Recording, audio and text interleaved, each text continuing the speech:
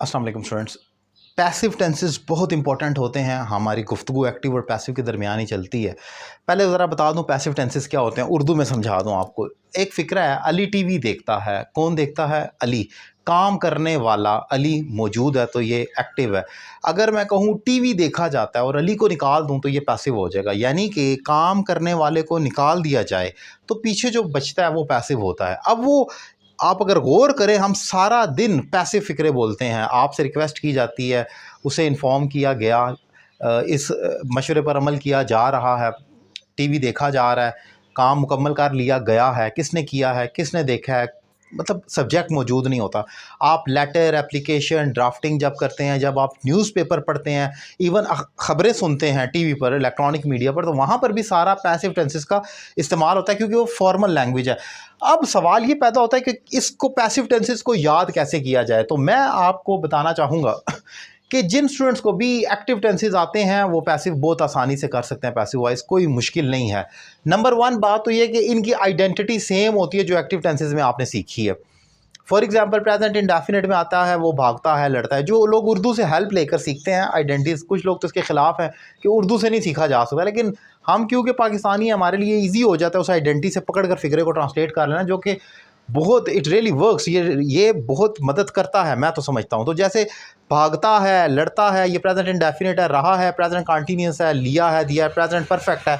सो identity same रहेगी passive में भी और एक्टिव में भी। अली टीवी देखता है, ता है आया, और टीवी देखा जाता है, ता है ही आया। तो एक्टिव है या पैसिव है, आइडेंटिटी सेम रहेगी। तो ये तो आसान मामला हो गया हमारे लिए। जस्ट हेल्पिंग वर्ब डिफरेंट होंगे, ये मैं आपको आगे बताता हूँ कि हेल्पिंग वर्ब आपको एक्टिव टेंसेस से डिफरेंट हो जाते हैं पैसिव में, जो आपको याद करने होते हैं। आगे देखें जी, वर्ब की हमेशा थर्ड फॉर्म आएगी। ये इजी है, ये मुश्किल नहीं है। यानी कि हर फिक्रे में पैसिव के थर्ड फॉर्म आएगी, आपने याद कर लेना है जस्ट, उसमें कोई वो नहीं। फिर इसका जो फोर्थ पॉइंट है वो ये कि ऑब्जेक्ट प्लस वर्ब इसमें होगा। ऑब्वियसली सब्जेक्ट तो होगा नहीं। अली टीवी देखता है, इसमें अली मौजूद है, और पैसिव होगा टीवी देखा जाता है। अली को निकाल दें तो ये हमारा ऑब्जेक्ट बन गया, ऑब्जेक्ट प्लस वर्ब बन गया। तो इसका फॉर्मेशन जो होगी, इसका जो स्ट्रक्चर होगा वो ऑब्जेक्ट और वर्ब होगी। इसमें काम करने वाला मौजूद नहीं होगा, एक चीज़ होगी और एक उस चीज़ को करने वाला एक्शन होगा बस। जैसे ख़त लिखा जाता है, एक ख़त हो गया और एक लिखना, और कुछ नहीं होगा। अगर आप ये भी इवन कहते हैं कि अली से ख़त लिखा जाता है तो भी ये पैसिव गिना जाएगा, एक्टिव नहीं होगा। फिर इंपॉर्टेंट पॉइंट जो है वो ये है कि आपने लोकेट योर वर्ब, यानी कि एक्टिव की भी आइडेंटिटी सेम है, पैसिव की भी सेम है। तो फिर हम फ़र्क कैसे करेंगे? थोड़ा सा आपने सबसे पहले अपना वर्ब देखना है और फिर देखना है इसका परफॉर्म करने वाला मौजूद है या नहीं। अगर मौजूद है तो वो एक्टिव है, अगर नहीं मौजूद तो वो पैसिव है। फॉर एग्जांपल टीवी देखा जाता है, वर्ब है देखना, क्या देखने वाला मौजूद है? नहीं, तो ये हमारा पैसिव है। तुम झूठ बोलते हो, वर्ब है बोलना, बोलने वाला मौजूद है तुम, तो ये हमारा एक्टिव हो गया।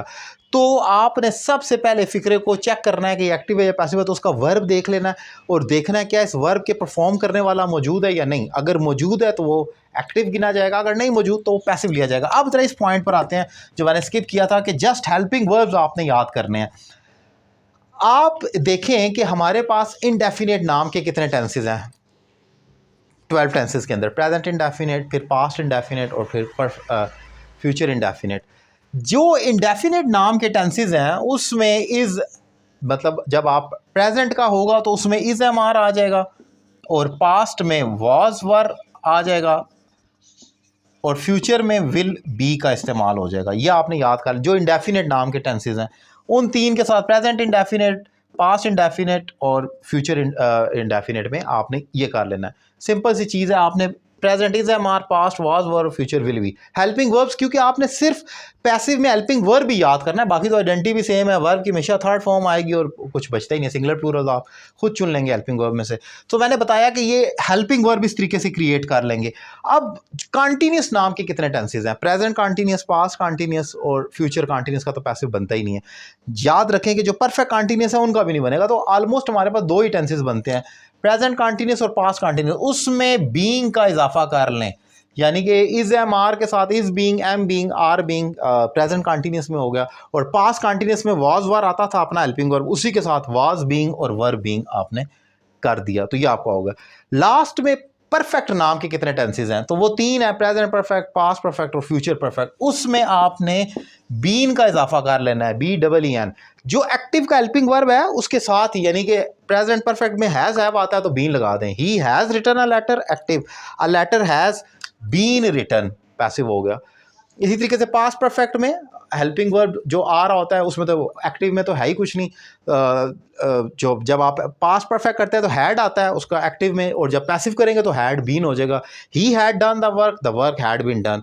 फ्यूचर की अगर तरफ जाते हैं फ्यूचर परफेक्ट में, तो उसमें हमारे पास विल हैव आता है, तो यहाँ पर पैसिव में विल हैव बीन हो जाएगा, जैसा कि मैंने आपको डिफाइन किया, जैसे ही will have done the work, वो काम कर चुका होगा, और passive the work will have been done, simple. So हमने सिर्फ और सिर्फ पैसिव करते वक्त हेल्पिंग वर्ब को ही टारगेट करना है। अगर आपको हेल्पिंग वर्ब आ गया तो आप सारे टेंसेस सीख जाते हैं, सिर्फ हेल्पिंग वर्ब, या क्योंकि आइडेंटिटी सेम है एक्टिव टेंसेस वाली। हेल्पिंग वर्ब जो मैंने बताया कि याद करना है, इसको क्रिएट करने का ये फार्मूला बता दिया। वर्ब की हमेशा थर्ड फॉर्म आएगी, याद करने की जरूरत नहीं हो। फिर सिंगुलर्स और प्लूरल को पिक करना होता है। जब आपको हेल्पिंग वर्ब पता हो, इज, एम, आर, वाज, वर, तो उसमें से सिंगुलर प्लूरल पिक करना आसान है।